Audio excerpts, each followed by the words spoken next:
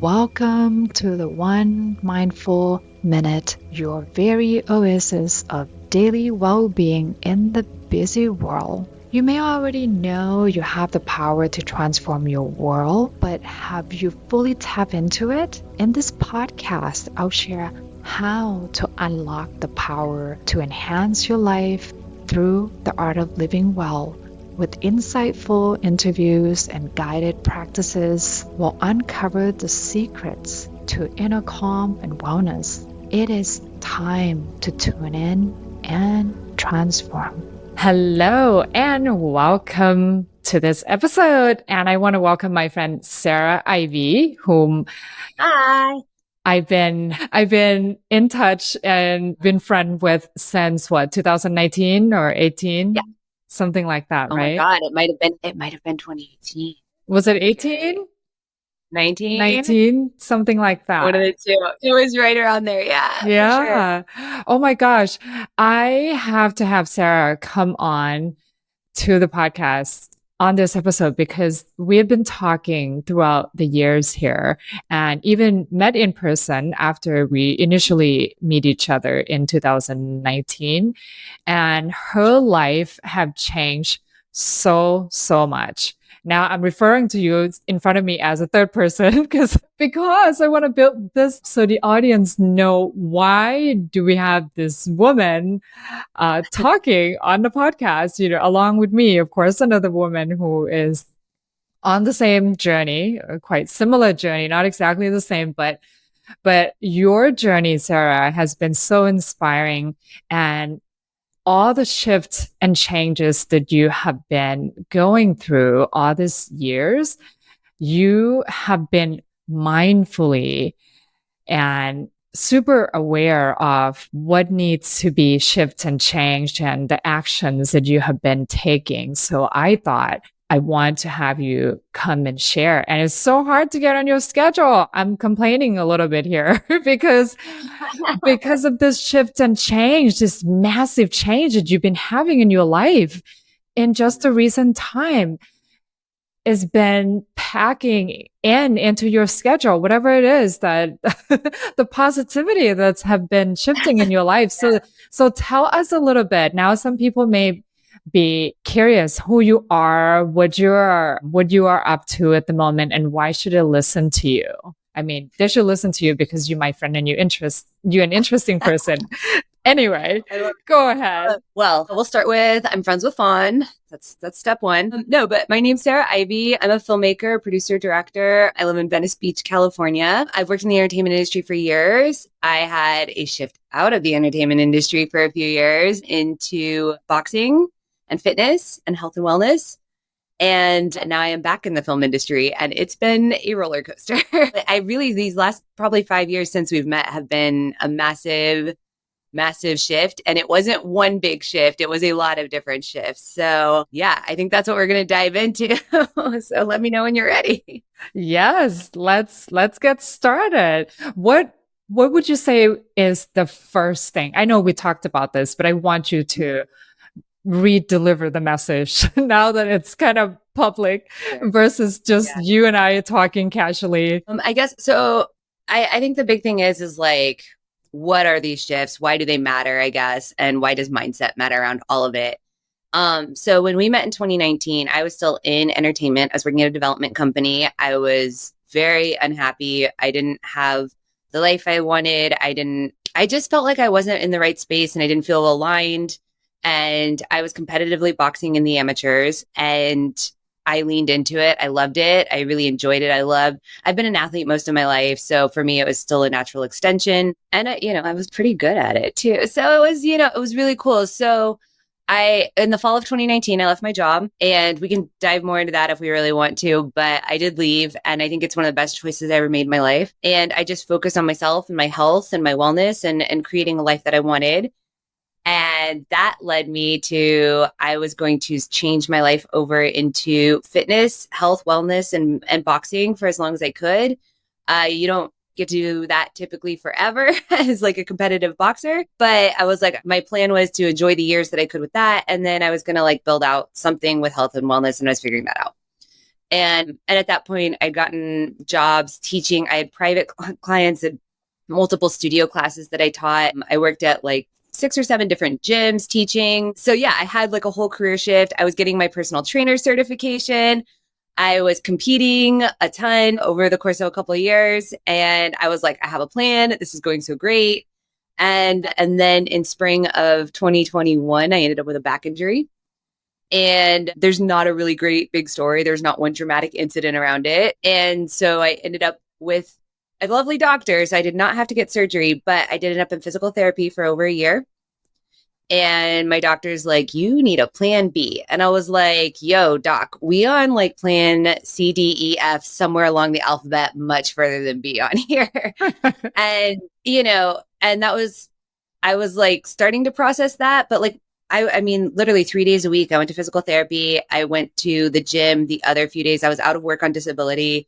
This was my life. That's like literally what I did was like, I trained, I tried to get back to boxing. That was the original objective. My body wasn't still quite the same about a year later. And I just remember on the last day of physical therapy, they're like, so you're a lot better than you were when you came in. And I'm like, but I'm not to where I was. But I just remember being like, they're like, we can't keep you here anymore on medical. And I was like, okay, fair. And I'm like, well, I am in a lot better shape than I was. But I was like, my God, I didn't know who I was at that point. All my plans have been thwarted. I didn't have a career at that point. I didn't know what I was going to go into. I was like, I have to come up with something. And my creativity wasn't working in the way that it used to when I was younger around, like, I tried writing, I tried just making stuff. And I was like, man, I have to do something because like, I just felt so stuck. And so I decided to try leaning into things that scared me a lot.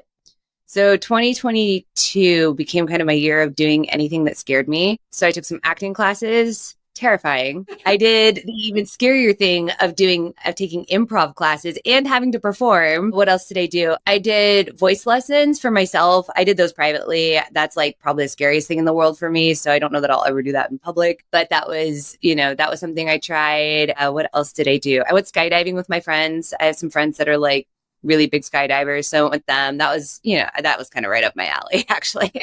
So yeah, I kind of leaned into things. Didn't you do the tournament with the boxing as well, right? In 22? No, my last fight was. Oh, was my it last fight was 2020. My last fight was the end of 2021, and my body, like, I had 2 fights in the fall and winter of 2021, and like my body, I won one, I lost one, and my body just wasn't the same. So that was kind of I was still trying to come back in 2022, and I was sparring all the time. I was so burnt out. Once you start getting up to a certain level of competing, I fought at a really small weight. And so I'm 5'2". And so it gets harder to find the people to like spar with, because there's just not as many of the smaller women. So it's like harder to get fights. It's harder to, like, I had people pulling out of tournaments because they wouldn't fight me and they were like well matched. And you're like, I don't know why. So anyway, it was, yeah. So 2021 was the end, and I was still trying to come back in 2022. And I kind of paused all of the boxing around the time when my physical therapy ended in the late spring of 2022, or maybe early summer. Yeah. So after the physical therapy, how were you feeling? What was your mindset like at that time? Because but I'm not the same. Yeah, I felt lost. I literally, I didn't know who I was. I didn't know what I was going to do for a career. I feel like a lot of people, when they go through something like that, they have like, a strong partnership or support system. I was alone for a lot of it. And like, I think that was sort of hard to come to terms with too. Like, I didn't, I have great friends. Don't get me wrong. I have a lovely, large group of friends. Like the women that I boxed with were so supportive. I mean, my boxing coach, when I was going through physical therapy, she's like, well, you just come to class and hang out, like, just so you're not alone all the time. So like, I have all these really wonderful people in my life, and I did have a lot of support in that sense. But a lot of the time I was alone, just because like my whole day was like, get out of bed, which was not a quick thing. Go to like either go to like physical therapy and then the gym and sit in the jacuzzi for like an hour, or go to Pilates and then sit in the gym for a jacuzzi for an hour. Which sounds great, but when you're doing it day in, day out, it is a lot of time. It becomes your whole day. It's not, you don't feel like you have a purpose at that point. it like my whole job I made my job at that point to focus on like healing my body. So that was a choice. And it helped that I was like, on disability and stuff too. So, I mean, I was able to do that, which I think was a gift in hindsight. But yeah, when I got done with that, I was like, I did not know where I was going or what I was doing. Yeah, yeah. So tell us a little bit more about that journey. Like, what did you have to do to get to the new you that is super occupied and back in the movie industry? Yeah. So I think it helped by doing a lot of things. I'm a big believer, like when you're stuck in one form of creativity, if you're really stuck and you feel like you can't like flesh it out or like figure out what the next thing is, oftentimes if you do something else creative that has nothing to do with it, it's sort of, they unlock each other. It's kind of like when you're writing or something, like when I was in high school, for example, we used to have to do like 10, 15 page research papers, right? And so I would go for like, I've always been a runner. I would go for like a long run, like 5-10. I would go 5-10 miles. I was nuts. Anyway, I still run long distances, but in high school I would go do that. And then I would come back and like in 15 minutes, just bang out like 2 pages of the research paper, because like your brain's processing everything, even though you're not actively like sitting down at a computer writing. And so I think for me, it's like doing challenging things like an acting class or improv was so terrifying. But doing things like that helped me sort of unstuck and like think about what it is I really wanted. And also what did I really love about like film, because I was like, where do I go from here? And I think it took me a little bit to come to it, because first I just needed to like figure out my life outside of like what is physical therapy world and the gym and like all this alone time. And I'm like, what's next? And that took a little bit of time. I'm not going to say that was an easy thing to do, but I like started thinking about like, what did I do before? And like, I really liked, I had done international shoots as a international television shoots as a producer a number of years ago. And then I loved film school. I really did. And I love movies and all of that. So I was like, okay, let's start with what do I really like doing? And what was I really good at? Producing was very natural for me. That was always like something I could easily step into. And I've directed some docs and things like that as well. And I was really fortunate. After my plan of exiting the industry in 2019, one of my good friends, she's a pretty high level TV writer. She asked me to produce her short film. She's like, before you leave, you will produce my short film. She didn't even ask me. She told me I was producing her short film. So in January 2020, I produced this one short with her and a great group of people. We had such a great time. It was like the loveliest crew. And that short actually stayed on the festival circuit for like 3 years, which is not normal. Yeah, that's a pretty long time. And so it kept me slightly active in that world. And then I had a doc that I'd shot before as well. And one of my friends was like, that I kind of put on the back burner with back injury. And like, when I was in that previous job, I was like, I can't finish it right now. It just, it was a side project. It was always like sort of a passion project that I loved. And so another friend was like, hey, let me help you. Like, she's like, I'm not working right now. Why don't we like go in and like, work on that doc? And so it kind of put me back into all those creative things in which I got to like find what I really liked doing around filmmaking again. And so I said, kind of, I would say sometime around like early 2023, I think I was like, if I come back in entertainment, I'm going to work for myself and I'm going to work with my friends. And I do think one of the things that's really fortunate for me personally is that Barbara, whom I produced that short film for back in 2020, she has the feature version ready to go and she's refocusing on her directing career right now. So, and it wasn't kind of real until like fall of 2023. But now there's a feature going and it should shoot next year in Europe. So to be able to like leave, not have anything to do with the entertainment industry and come back with the features, like part of that's some luck. Part of it's just having I have a really, I think, strong network of people.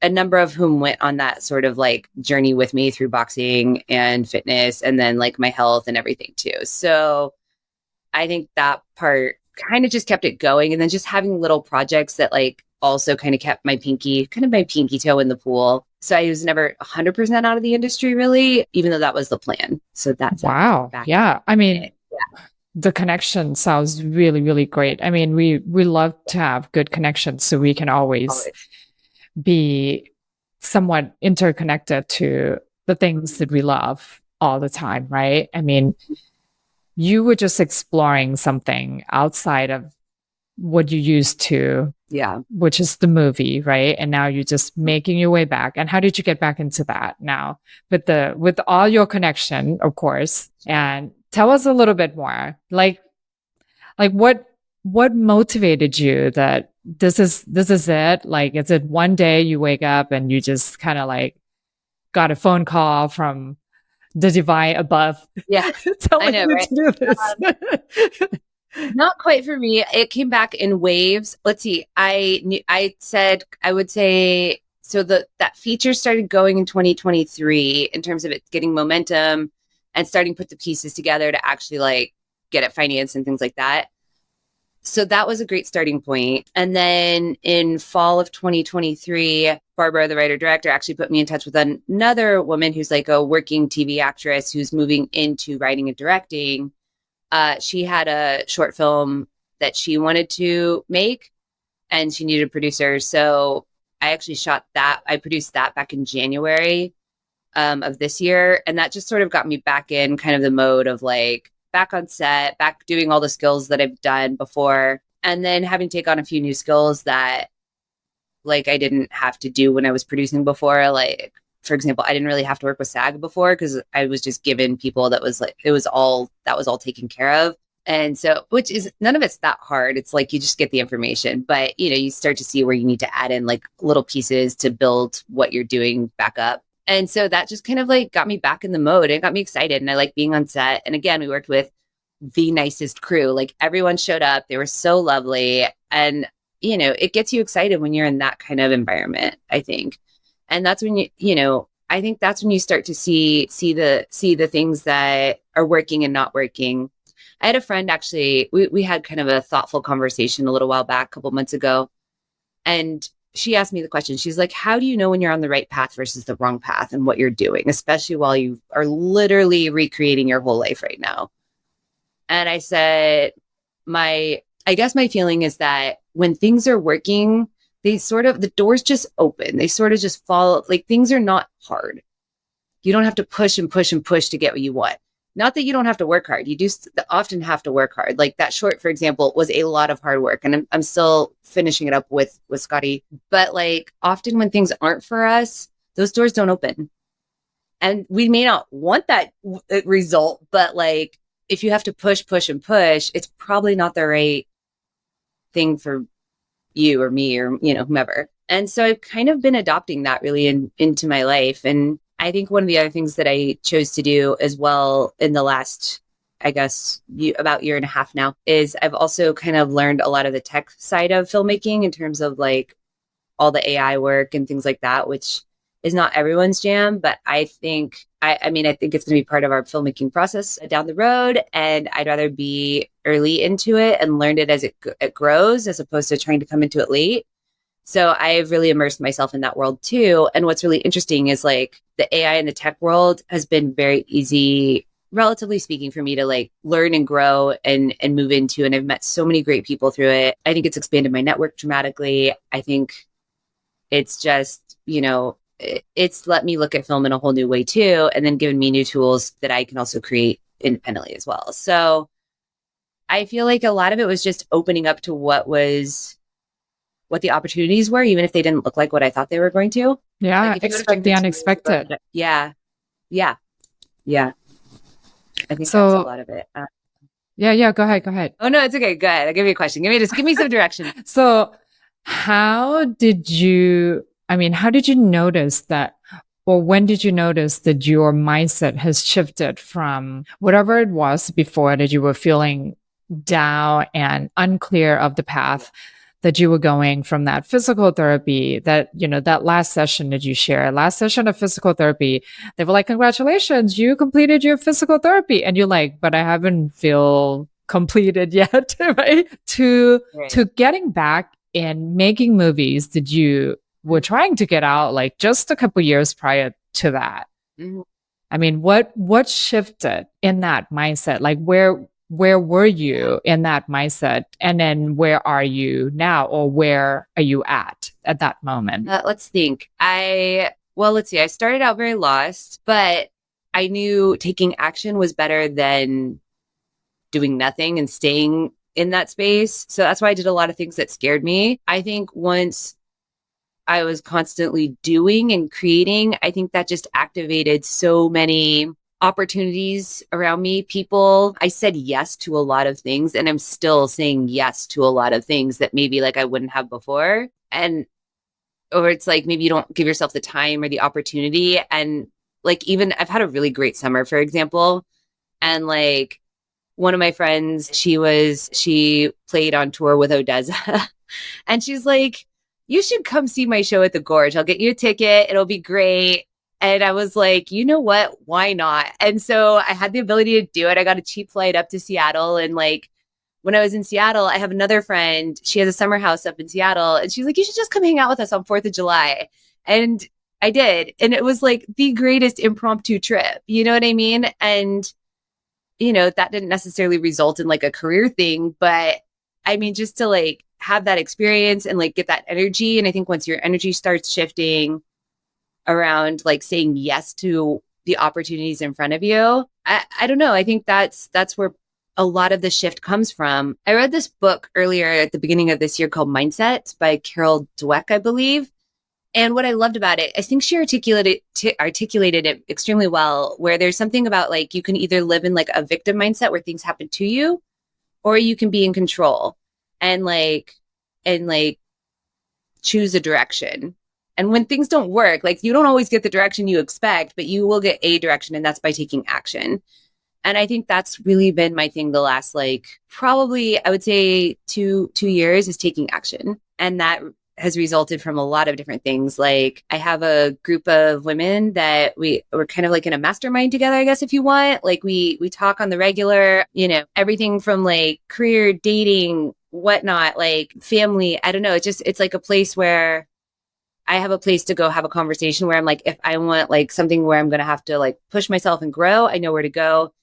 If I go on a bad date and I want my friend to support me and be so upset by life at this bad date, I know who to call for that too. You know what I mean? Like, and there's nothing wrong with that, but ultimately you do want the people that are going to push you forward and growing and whatnot. And so I've done that. Let's see, what else have I done? I've done therapy. I'm back in therapy. I think everyone should have a therapist. I know it's not everyone's jam, but you know, it works for me. And I think I've just been taking consistent action on the things I want in my life, whether it's, you know, ideally finding a partner and also like having a stable career that I, you know, can thrive off of. And so, yeah, I guess that's my biggest thing, is it was just taking action. And it doesn't have to be the correct action every time. Like we don't always get it right, you know? Exactly. And that's okay. I think that year of doing scary things was getting really comfortable with being bad at a lot of new things. And I already had that from fighting. I did Krav Maga before I did boxing, and I was at a dojo where we were often very criticized for when we did things poorly or we're learning them or we didn't do them correctly. And we'd be put on like public display for it, or we'd get lectures for it. And it sounds harsh, and it was actually harsh, but we'd all been through it. Every single person in that dojo had been through it at some point. And so when it happened, you start to just be like, well, it's just my turn today.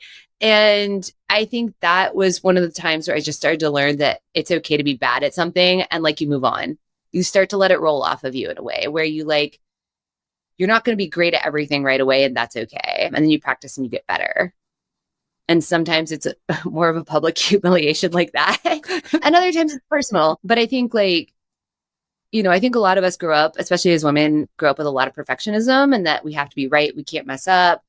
I know when I was younger, I always felt like every job I'd been at, I think I was often made to feel that I was just lucky to have a seat at the table, that I was lucky to have anything in this industry.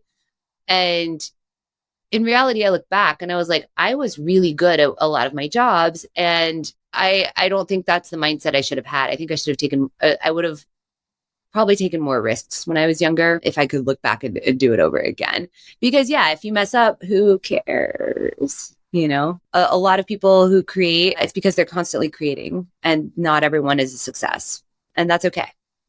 that you Totally, learn. totally. I agree with you. We learn from our mistakes most of the time, and hopefully we really learn the lesson so we don't have to repeat it again and again, right? Right. And that's Phone. Then we repeat it again and yeah. again. Yeah. Well, back to what you were just sharing about the sport, like you being publicly humiliated, but Yeah. that is something that we can learn to accept. Maybe we learn to accept ourselves that, we can't be perfect, or maybe we don't want to be perfect, right? I mean, perfection, one of my teachers said perfection is a moving target. So Yeah. it's going to be hard to be perfect, right? But I mean, it depends on your definition of perfection. So now, when you were talking about being display in, in in front of other people who are, practicing with you and being criticized of how bad you just did, right? In that one session, I mean, there's no way you can set boundary. And we did talk about something that you have done successfully is setting boundary, and setting boundary was something that was a big part of this shift that has been happening into your life. So I'll have you share a little bit about that. Sure. So I also think growing up, often as women, we are not really, our boundaries are not really taught to us. And I think something I've become very aware of in the last few years is, well, used to when I was younger, I'm like, if I had a gap in my schedule, I would fill it with like whatever, somebody wanted a coffee or a networking, or I'm like, I can take that on, even if it's something I didn't really want to do because I had a gap in my schedule. And I think now I've gotten much more focused on my time, in the sense of I say no to a lot of things because something, even if I don't have it booked, I'm like, I actually will put blocks of time, especially the last few weeks and months. I've gotten so busy. I know I have bigger assignments that I want to do. So I put blocks of time on my schedule so they're unavailable, and they're towards projects or things that I'm working on to make sure the bigger things are getting done, as opposed to like worrying about making it to every single thing. Or, and I still go to a lot of events. I run events for the alumni. I guess I ran events for the alumni entertainment part of the alumni association at my university. And so now I'm like, even that, I'm like shifting out of that role and, to give myself more time to focus on new roles and opportunities that I want to put my time and my efforts into, because we only can go so, like, there's only so much energy and time to give. And I think one thing that I used to have so much energy, I could get away with it when I was really young, but burnout is so real. And it's like, when you're burned out, you're not creative, or you're not as inclined to like pause and figure out where do you want to go next. And I think that's where like a lot of like intuition comes from. I noticed this past year, I gave myself a lot of time to be alone, not in the sense of when I was like going through my injuries, my like all of kind of like my physical therapy and stuff. That was a different type of alone. This was like more of like alone for the choice to be like alone and to like really get really great about reconnecting with my intuition. You know what? I don't think we talked about that before. I think that's something I got really good at in the last 2 years, is reconnecting with my intuition and listening in which direction to go. And sometimes it doesn't make sense to anybody or even myself, but like you start listening to it. And I think if you can connect with your intuition, you often are going to go in the right direction. Bam. This is part of setting boundary, because you when you're starting to set a time for yourself, guess what? You can have that space, that gap, that you can actually focus on yourself, right? So this is benefit of setting boundary, or one of them, I should say. And I think the other boundary that I've set a lot with is time with people and friends. And, I'm very focused on a lot of my career and like meeting a partner at this point. So often a lot of what I'm doing is around those things. And, there's certain friends I haven't seen in a while. And I feel like I was listening to a podcast recently. I can't remember which one, but it was something to the effect of like, when you're going through these really big shifts, you can't take every friend along with you. And some people will not be on board with this new version of you. And that's always sad, especially when you think it's like people who you are so close to, and it just, they don't come with you, or they don't support where you're at because it's not the person that they knew. And I think more than likely what is going to happen probably more and more is, I think I'm just going through a big shift right now. And I think people that have been big parts of my life will come back into the fold as kind of like things settle down. Because when you're, the big analogy in life coaching or whatever is like when you're starting something brand new, it's like an airplane. You take the most fuel when you're like, taking off or whatever. And then once you're cruising altitude, it doesn't use the same amount of fuel. So you have more time to put into some of these other relationships and things like that. So I feel like the people that are going to be your ongoing friends and support systems, like they get when you're busy. I think everyone I know has some sort of like really interesting or busy life going on. And when they're going through times where like they have to focus, they focus, but then, we come back. So I don't know. And I've had a lot of friends for a lot of years. So that's why I'm like, I saw someone yesterday who I hadn't seen. I was trying to remember when the last time it might have been 2 years since we've seen each other. And, she's had a lot of things going, like really great things going on in her life, some tough times too. It's LA, everyone's in the industry. A lot of people are going through some tough times right now. But anyway, I saw her yesterday and it was at the boxing gym. I started doing boxing classes again, like fitness ones.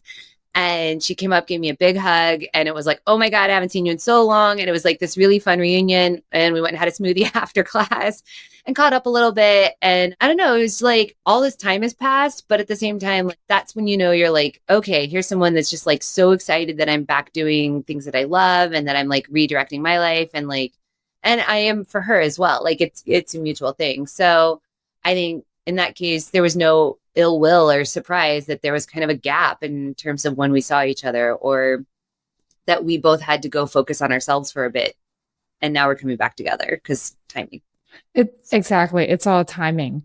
Yeah. Yeah. And you were talking about something earlier when you were sharing this, and it kind of got me thinking about the willingness to learn too. Like when you're taking time away from certain people that I'm going to say that does not support, or maybe it is supportive in some way, but congruent to where you want to go, right? Congruent to your goal at the moment, then you will probably have to be on the path by yourself. And then it requires the willingness to learn, the beginner's mind, right? You can't just say, I know this, I know that, I know this already, right? So yeah, you were sharing with me of something about if you have that willingness to learn, then it really helps you shift mindfully into the new things that you need to be exploring, right? Yeah. I mean, life is much more interesting when we don't think we know it all. We get to keep learning and growing and in education. And I've learned a ton in the last few years. I don't know. I mean, I think as an adult, I've always tried to stay learning, I think, but I do think learning in terms of trying new things, learning in terms of like, for me, adding all the tech stuff in the past, like couple of years has been really new for me, really new. It's not something I would have thought I would have ever gravitated towards. Yeah. I mean, I went and basically got to, okay, I audited, but whatever. I got to go basically attend like class at USC for an entire semester, which is my alma mater, and it was a graduate production class. And I got to go sit in on AI, like in film. And, I was already working on stuff before, but like that, like the classroom environment is really great for me. I learn really well in it, in a group setting. And so for me, it was like a really great experience to go back and like literally be a student again. I got to go be a student for like a whole semester. And yeah, I don't know. I mean, I think I grew so much more by being open to things and being open to new opportunities. And yeah, I do. I think that's a huge part of you're right. That's a huge part of the mindset, is being open to new things that you hadn't considered before and new ways of learning. Yeah. And this can help you open up to being received, right? Because sometimes as women, we are naturally wired to just be the giver, especially in our family. We always, give. A lot of moms or women dedicated to their time to do things for their family members, but not for themselves. So they ended up like not having time to do any self-care or to even get sleep really, right? So they ended up sleep deprived and other things along the way, like eating unhealthy instead of eating the things that needs to be supporting their hormonal, they'd be eating like leftover from their kids and stuff like that, right? So yeah, that's off the topic a little bit, the example, but you get where I'm going with this. Yeah. I mean, it's like I am also I think in a position where like I don't have kids or anybody that financially relies on me. So I think I was probably able to take maybe more risks or have more time maybe than other people do. I will say the difference is I think I've done an overhaul on my whole life. So my friends that I'm in a mastermind with, each of them are kind of focusing on like one major part, like parts of their lives are very concrete. Like they're very much in a place where they want it to be and they're in a great spot around it. For example, like if one is currently looking, for a relationship, a romantic partner, like their career is very settled, or like their family is settled, or their relationships in a, strong place that they're trying to rebuild their like parts of their career or whatever. So I think that's more of the norm of fixing maybe one big part of your life at a time. I feel like the difference for me was I did an overhaul of my whole life all at the same time. So I don't think, and even they've commented, they're like, most people don't overhaul everything at the same time. And yes, each part does affect other parts of our lives. It's not like, it's not like you do one thing and it goes like, if your career takes off, it can affect, your relationships, your friendships, your family, all the things, and vice versa. And there's plenty other places in your life where it affects everything around you. But to overhaul like basically, I mean, all of my life has been almost overhauled. I think in the last probably 5 years, I guess we'll say 5 years. And really like with a big emphasis in the last like two and a half. So I think most people aren't going to probably go through quite the shift that I did. And, I think we should encourage women and people in general, though, to keep developing and growing and being able to take the time to like figure out who they are. And I feel like if women, for example, because I think, we're women, but I think it's important that, women keep developing and keep growing and showing that as a demonstration for their kids as well, too, assuming that's what they want. But I think that's a gift that you can give your kids. Like when your kids can see you becoming like kind of being authentic and the best version of yourself, ideally that hopefully, they get to find what that version is for them too. Totally. But I am not a parent, so not necessarily the expert. Yeah, but we have been children of someone, right? We have been children of our parents. So we know what we wanted when we were growing up. So you can speak from that part, not from being a parent, right? So, and this kind of go back to the self-worth as well, right? Because sometimes like things kind of roll down, like how we grow up is affecting beliefs. And when we have poor or negative beliefs, or a lot of negative beliefs creating negative self-talk, that most of us, if we are normal people, we would have that in some part of our life, right? I mean, if someone else is start feeding you negative beliefs, like, for example, like money doesn't grow on tree, you have to work hard for your money. And guess what? If you hear that enough times, and you're going to start believing that, and then when you grow up, you're going to probably experience how hard it is to make the money, right? So, and that's affecting our self-worth. And you share with me about self-worth before our record here. Yeah, I mean, I think self-worth is a huge thing. And I had a mastermind call actually yesterday. So we talked a little bit about it. And one that I think that was really, we talked a lot about is like self-deprecation. And I feel like I grew up with a lot of that. Like, you don't want to make yourself too big. You want to stay humble. You don't want to make other people uncomfortable. And I think that's like a really big one where it's like, I learned to like I learned to minimize my accomplishments. I learned to, like I had some very big jobs when I was younger. When I was in school, I had like some big internships. And I would always like diminish them or make them smaller, or like, anytime, or when I made a project, like I would diminish what I did as like not a big deal, when a lot of the things I did were actually very big deals, at that time in my life. Now it wouldn't be, but at the time it was. And it's even like, I couldn't take a compliment. I would throw in some sort of self-deprecating comment after everything.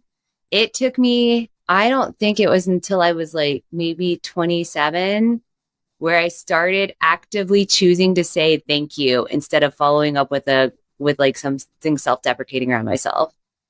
Yeah. And Something like, this is cheap. I just got this on sale. Exactly. Or if it was like, someone's like, you look so great today. And you're like, I don't know, or whatever. Or if they're like, I love your outfit. You're like, yeah, it cost me like, I bought it at the Goodwill or whatever, that very much that same thing. Like, or like, or you find something to self-deprecate. Like if you receive some sort of compliment about work or a project or something you create or like something you do, or just like you have a great vibe and you're like, you'll find something to diminish that. It's very Midwestern. I think it's very Southern to do that.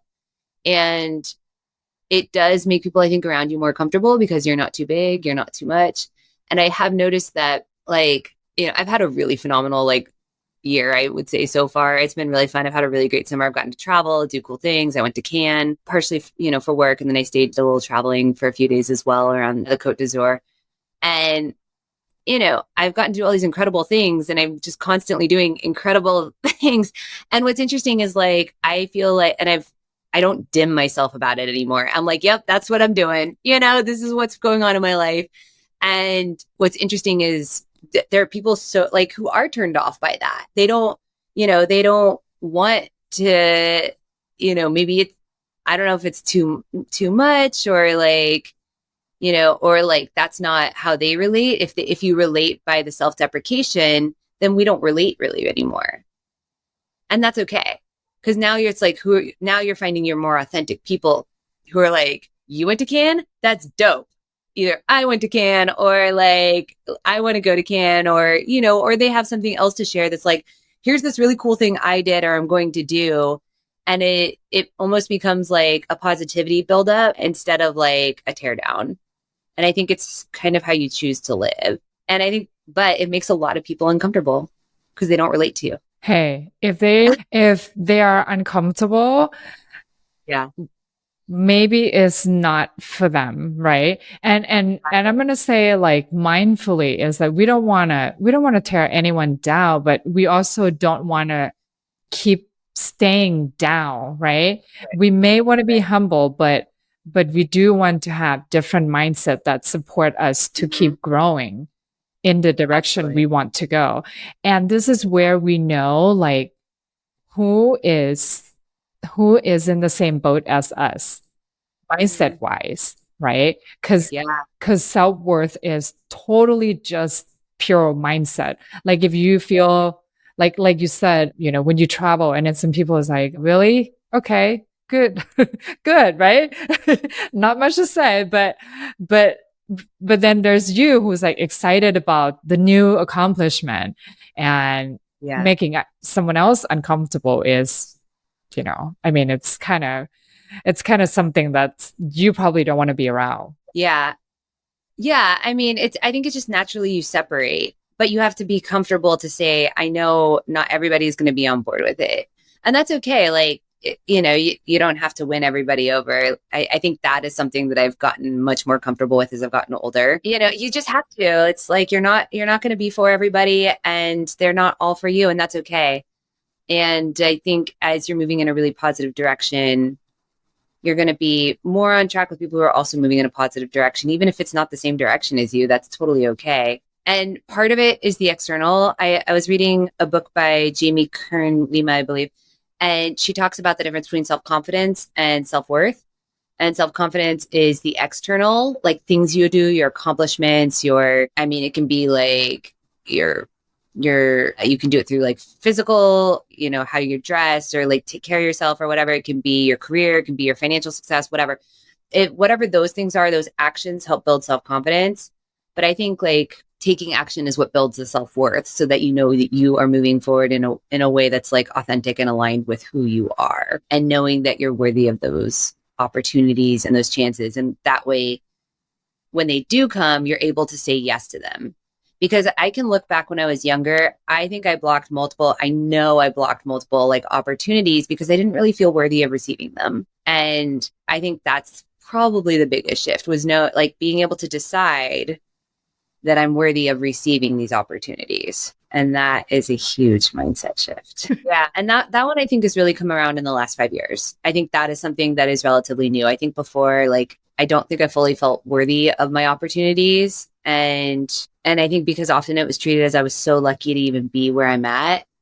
But I'm like, I created, obviously I was getting circumstances, and opportunities arose as well. But like, and certain things, I have, certain things that probably were handed to me in life that maybe other people don't have those opportunities. But like, you can see people who come from the toughest backgrounds become multi-billionaires, I guess, millionaires, billionaires, whatever, and people who are very wealthy, and then their life just doesn't come together and they end up, either poor, lonely, or whatever. So a lot of it's just choices and how you choose to move through it. And then feeling that you are worthy of accepting those gifts when they come. Totally. So you have to shift your mindset first, and especially the mindset around self-worth, right? Because it's like you just share part of the book Worthy by Jamie Kern Lima.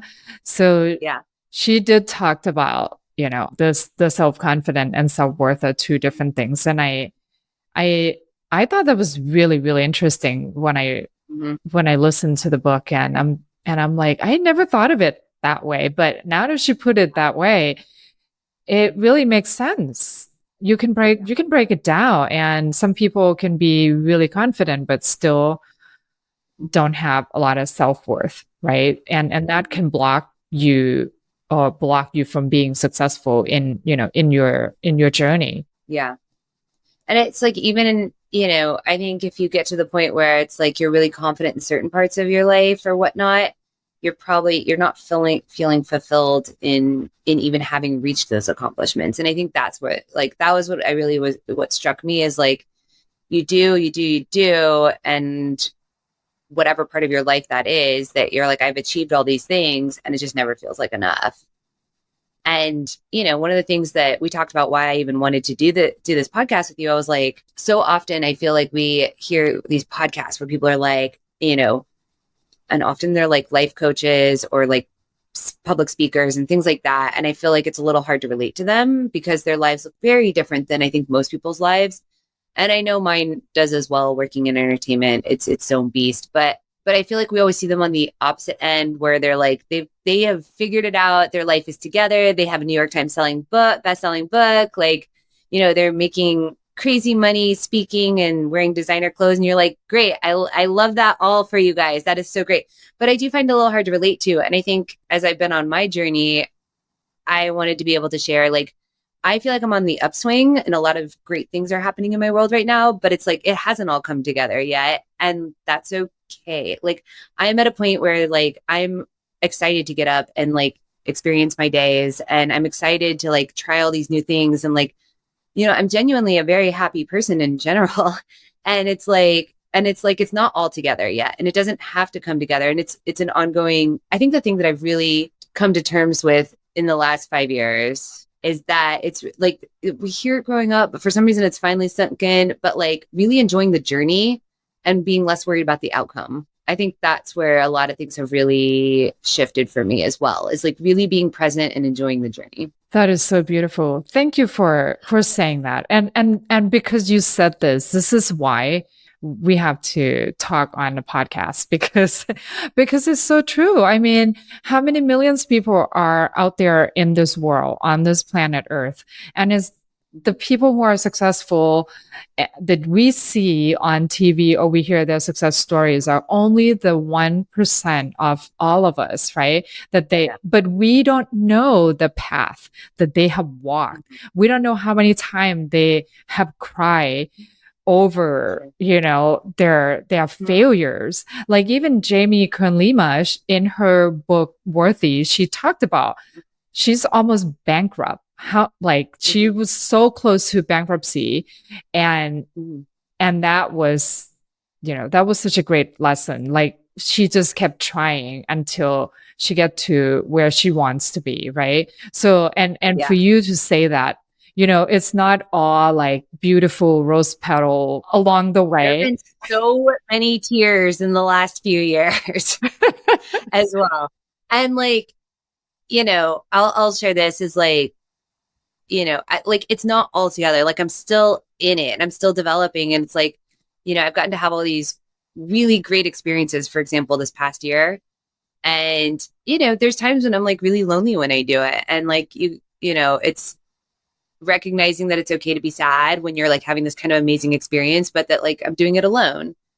And I think acknowledging that it's okay for it to be both is, I don't know. I don't think anyone ever tells you that. Like, it's okay to like have an amazing experience or an amazing like thing happening in life and still have sadness or loneliness or whatnot in the process too. I don't recall hearing that growing up or ever. Like, I feel like it's not, maybe I'm not listening to the right podcast. I don't know.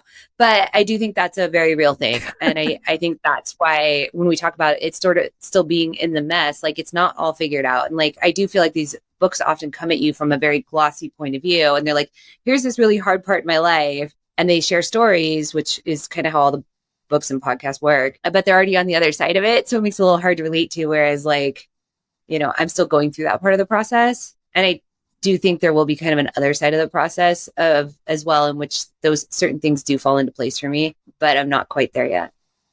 You're on your way. We are all on our ways, right?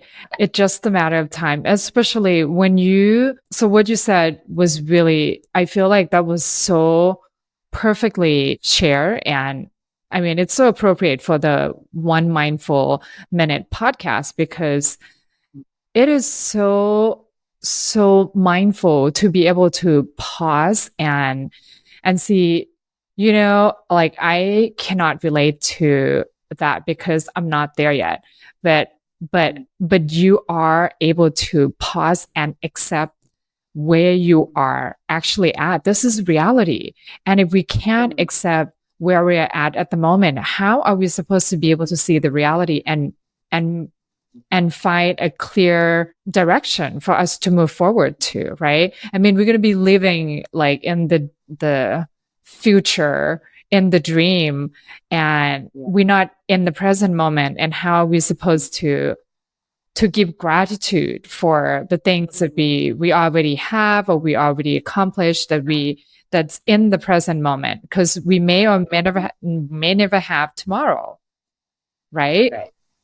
Right. I hope that makes sense. It makes a lot of sense. I'm here for that. Anyway, I just, I just so appreciate you for seeing things this way and wanting and willing to share your personal story, because I know you want to keep things personal because this is your personal life and there's no need for you or anyone really to come in and share such a personal journey of where you've been and how you actually feel, and to be here and share your story to inspire other people who might have similar or walk the same journey or similar journey of, I want to get there, but I'm not exactly there yet.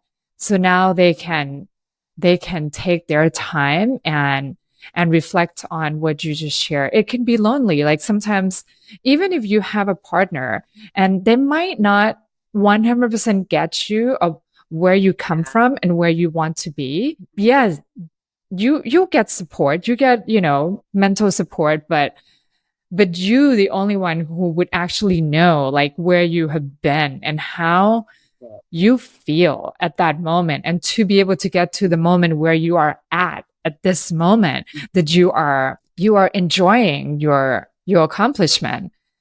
Nobody can understand that. And I totally know exactly what you're talking about because I've been there. Yeah. And I want to say, I'm from a third world country. In order for me to come here in this country and have the opportunity to even like generate a podcast in English. Maybe some people may understand my English, maybe some may not.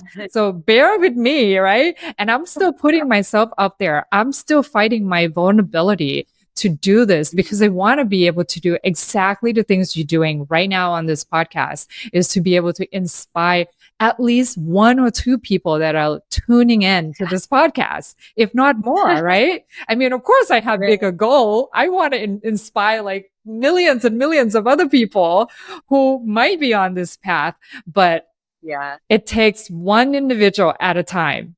So thank you, Sarah. Thank you so much. It's a pleasure. Is there anything else you would like to share that I maybe forgot to ask you during this recording? No, I think we covered a lot. It was great to see you, and it was great to hang out and talk about all. I love talking about this stuff, so it's great when you get to do it, and yeah, hopefully somebody gains something from it. So yeah, totally, and of course, we will circle back again, maybe when you feel like sharing again, because life is a journey, right? It just doesn't, it's not like a movie that you can see the beginning to the end within 2 hours, maybe. Right? And this is the same thing. Like, you maybe come back and do this podcast again in the future, in the next year or so, and see, hey, you remember I was talking about this last year, and this year I'm here, right? I love it. That sounds wonderful. Yes. Thank you, Sarah. So thank you. I want to say, if you have any questions or if you're curious about Sarah, reach out to her. She is on Instagram. You're quite active there, aren't you? Yeah. Mm-hmm. Yeah. I'm probably the most active on Instagram. I do have a LinkedIn as well. So Instagram is LinkedIn. Ivy. Yeah. So we'll link your Instagram, and if it's easier, maybe you can say it too. Like, what is it? What is your Instagram handle again, Sarah? Ivy's Instagram. Ivy Instagram. That's it. So easy. IVYS. Yeah. I was an early adopter. Yeah. I'll send it over. I'll put it in, that way you can put it in the link or whatnot. That's another thing. That's another story to share. I just was an early adopter. I was like, I can tell my stories using photos, way up my alley. Totally. Easy now, right? Especially you don't have to produce it so much like movie. So much more fun. All right, Sarah, I'm gonna let you go. Thank you so much for all this wisdom that you have gained just within the last few years, and congratulations on your progress in life, and keep thriving. I cannot wait to hear more of what you are accomplishing, even within the next few months here, because I know you have something lined up already. Yeah, I have a few more projects coming and new opportunities coming. So it's been an exciting year. It's been a really fun year. Awesome. Sure. I can't wait to hear more. So if you want to keep, what was the word I'm looking for? They use social media to spy on other people, spy on Sarah. Or just follow me. Live through her photos experience on her Instagram at Ivy Instagram, right? And you can see from her little journey of boxing days to now being back in the movie industry over again and doing it so much better and louder and bigger, right? That's what the movie is all about. Sure. Thank you, Sarah. Thank you all for tuning in today. And I look forward to hearing all your feedbacks and comments. So if you haven't already subscribed on the YouTube channel, please do so. It will help inspire me and my guests to wanting to come on the show and share their experiences with all of us here to inspire you to keep going on your journey, whatever you are up to. And we'll see you in the next episode. Hope you've enjoyed this episode and inspired to take the next step in your wellness journey to building more resilient and effective days at home and at work. I want to invite you to get in touch with me to learn more about the customized wellness programs that could benefit your team, your organization, whether it be retreats, workshops, 21-day meditation challenge, you name it. Let us collaborate to supercharge your well-being today.